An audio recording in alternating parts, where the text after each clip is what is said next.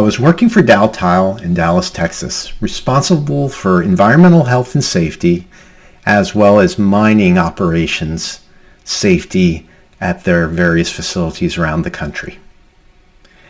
Now, as a corporate industrial engineer, I had very little experience with mining, and in a prior story I talked about how I learned about the quality of clay.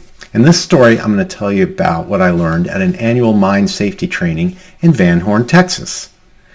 So my boss and I, Wayne, flew to El Paso, Texas, and drove 120 miles into what seemed to be the middle of nowhere to find Van Horn, Texas.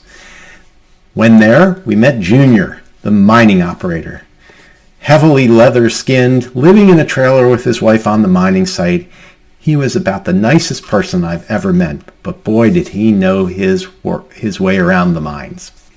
So, after a full day of mining training with the employees at the mine site and other mine sites, as well as Wayne and myself, we went out to a bar in Van Horn, because by golly, if you're going to live out in the middle of nowhere, the least you can do is have a bar there.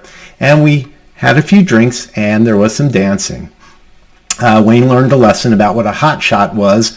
Apparently there was some hot sauce on top of a drink, and instead of opening his mouth wide, he let the hot sauce hit his lips, and he suffered for the rest of the evening. But he was a good sport about it.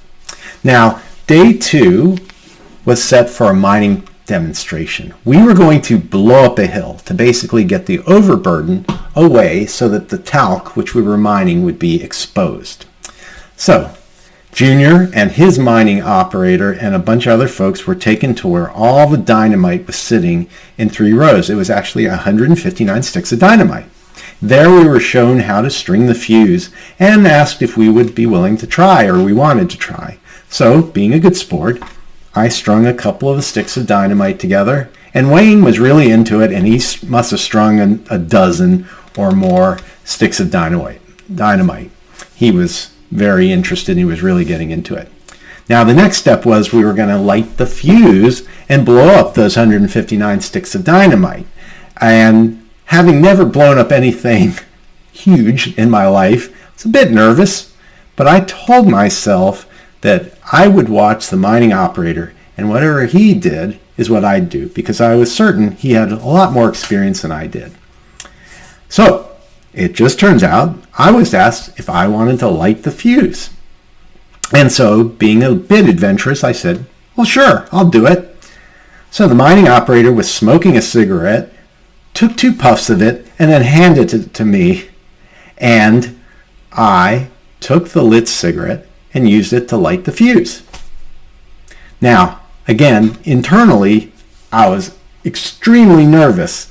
But I again convinced myself to do whatever the mining operator did. If he ran, I'd run.